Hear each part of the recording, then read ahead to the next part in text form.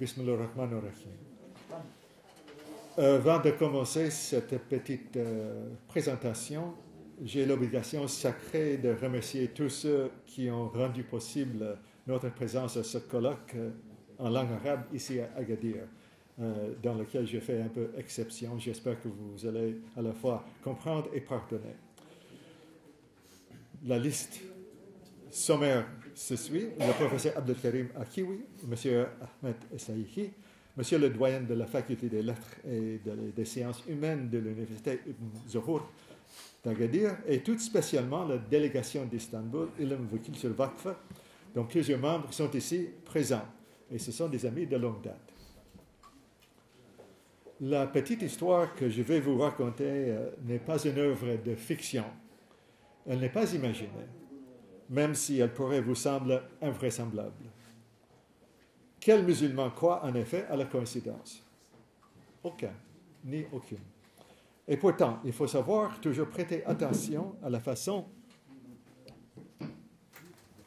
dont les choses se déroulent dans nos vies et autour de nous, car elle illustre la subtilité et la complexité de l'œuvre du Tout-Puissant.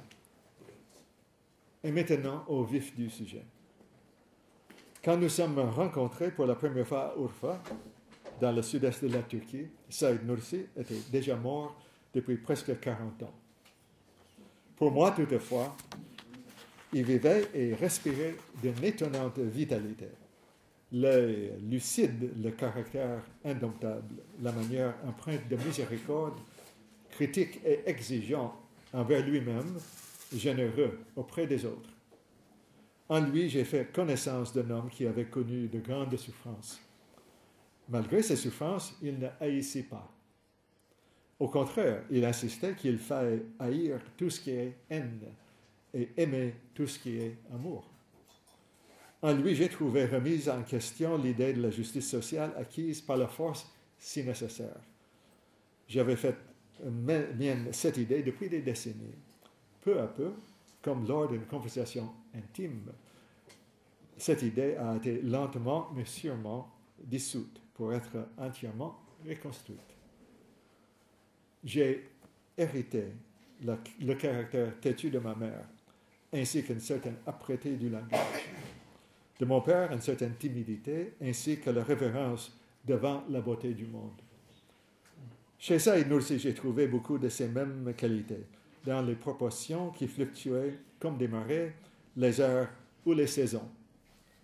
Son caractère têtu et son irascibilité l'avaient admirablement préparé pour affronter le dernier des sultans ottomans et plus tard le fondateur de la République turque, Mustafa Kemal Atatürk. Et les montagnes sauvages où il a grandi ont nourri en lui l'amour de la beauté du monde qu'il allait situer dans le premier livre révélé, celui de l'univers. Le deuxième étant, bien sûr, le Coran. À la fin de la Première Guerre mondiale, l'Empire ottoman, l'expression de l'idéal d'un État islamique traditionnel, a cessé d'exister. Saïd Nursi, qui avait combattu les envahisseurs russes, fut capturé et emprisonné à Kostroma sur le fleuve Volga, en Russie. Pendant ces 2 ans d'incarcération, ce combattant de l'armée de l'État ottoman a vu son monde s'effondrer. Revenu en Turquie quelques années plus tard, Atatürk l'accuse de nourrir des sentiments nationalistes kurdes. Les autorités républicaines l'arrêtent, puis l'envoient en résidence surveillée, en exil, en prison. Cela devait durer 30 ans. Impossible de ne pas se sentir attiré par un tel homme. Impossible pour moi de toute manière. Chez lui, l'humilité avait remplacé l'orgueil et la foi militante. Face à l'échec absolu, il est reparti à zéro pour refonder sa foi. Place à l'impuissance, arme suprême contre le pouvoir. Place à la patience. Ne m'appelez pas au monde, avait-il déclaré à des amis qui le poussaient vers la politique. Celui qui autrefois sermonnait les puissants avait pour amis des plus humbles de la terre, des paysans, des pêcheurs. Au lieu de son projet d'une école moderne en Anatolie, où l'on enseignerait la religion en même temps que les connaissances modernes, il communiait avec les oiseaux grimper dans la fourche d'un arbre au village de Barla. Plus j'apprenais sur la vie de Saïd Nursi, plus je voulais savoir. Ainsi, je suis parti à sa rencontre. Cette recherche se déroula sur deux axes, celui de l'espace et celui du temps. Afin de comprendre le présent, je devais plonger dans le passé pour saisir le personnage historique de Saïd Nursi. En même temps, je devais voyager jusqu'à la fond de l'Anatolie, la Turquie orientale, afin de suivre ses traces. C'était fin novembre. Je devais faire vite. L'hiver menaçait déjà. Ainsi, avec le précieux concours du professeur Fariskaya de la Fondation pour la science et la culture d'Istanbul, je suis parti, sans savoir à quel point ma foi séculariste, déjà chancelante, sera ébranlée de fond en comble. De ville en ville, j'ai dégusté les plaisirs de la frugalité dans les résidences pour jeunes étudiants, les dershane. En soirée, nous nous réunissons pour la lecture et l'analyse du Risale Nur, la grande œuvre de Saïd Nursi qui dirigeait le cœur de ses lecteurs vers le Saint-Coran et tournait les yeux vers l'univers créé, évidence de l'existence du Créateur. Ils ne pouvaient pas le savoir, mais la sincérité de ces jeunes a restauré lentement, mais sûrement, l'espoir d'un avenir commun. Ils ont donné une nouvelle vie à l'idée de la fraternité. Cette fraternité que la mort de mon frère cadet, par sa propre main, avait presque détruit 20 ans plus tôt. Après un voyage de plus de 3 heures par des chemins chaotiques, moi et mes hôtes sont arrivés à Nous. Ce village d'où Saïd Nursi a pris son nom se louve sur les rives d'une petite rivière au fond d'une gorge profonde. L'électricité venait juste de s'y installer. Rien n'était changé. Peu de visiteurs venaient jusque-là, m'a-t-on assuré. C'est ainsi que les membres de sa famille le souhaitaient. Trop de monde bouleverserait le délicat équilibre écologique de cet endroit. Cette même écologie naturelle qui avait prodigué au jeune Saïd la proximité des étoiles et nourri son engouement pour la liberté.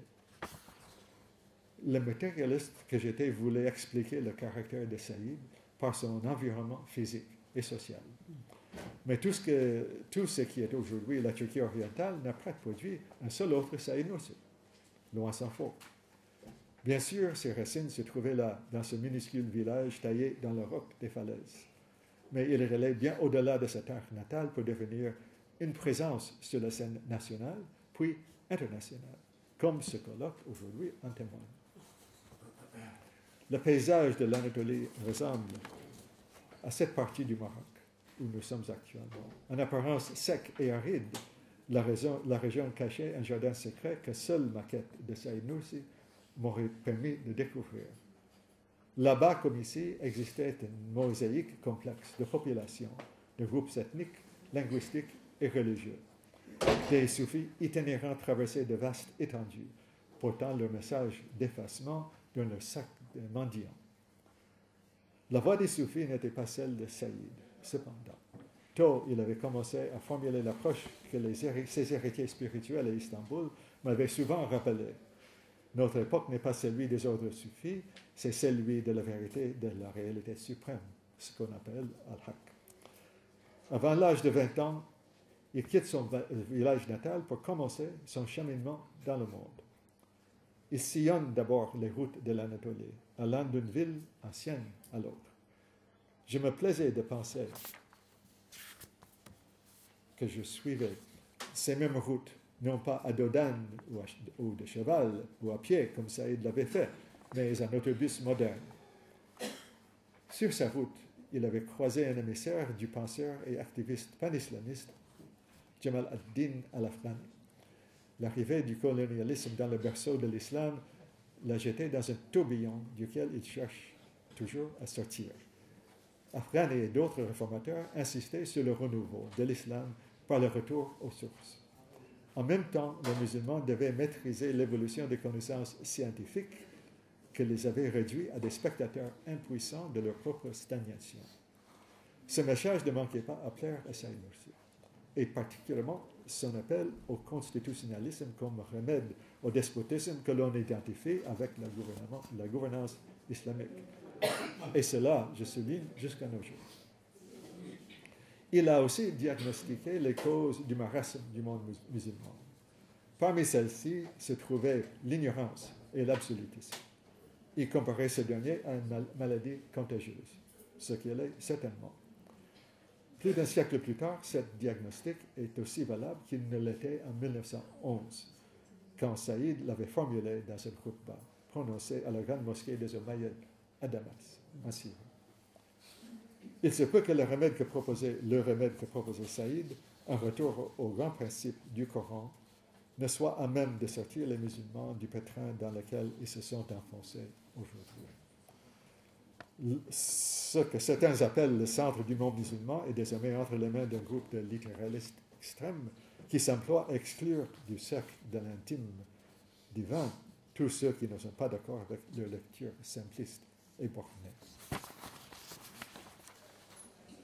Mais de telles pensées sombres étaient très loin de mon esprit au fur et à mesure que l'autobus de Diyarbakir fonçait à vive allure sur Urfa, la dernière étape de mon périple à travers l'Anatolie sur les traces de Bediüzzaman Saïd Nursi. Peu de choses s'étaient changées dans la vieille ville depuis le jour où le vénérable père du monothéisme, le prophète Ibrahim, s'est arrêté ici en route vers Canaan. En passant, il avait mis le roi Nimrud en garde contre le culte des idoles et, ce faisant, l'avait humilié. Pour ce crime, il devait mourir.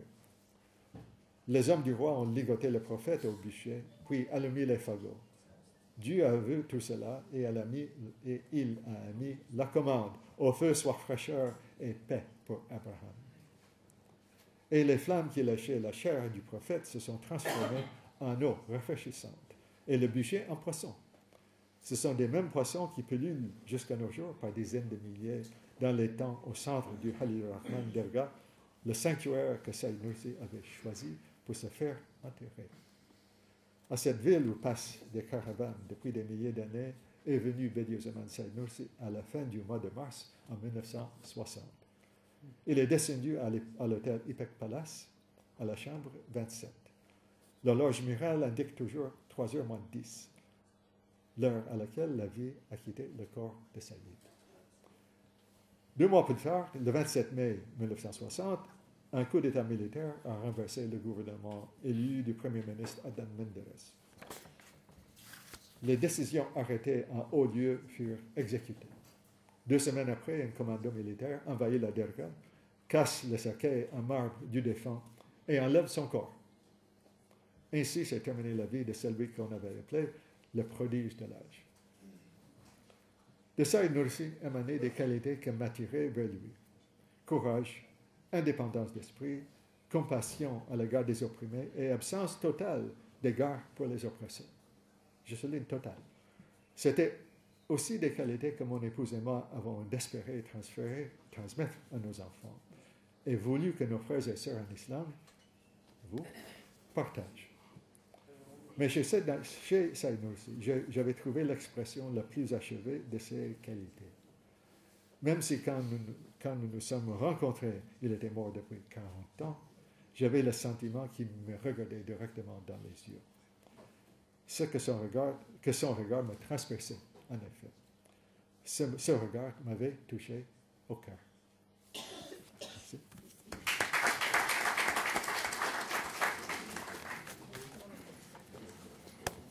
Alors, je pense que je suis dans les temps. Hein?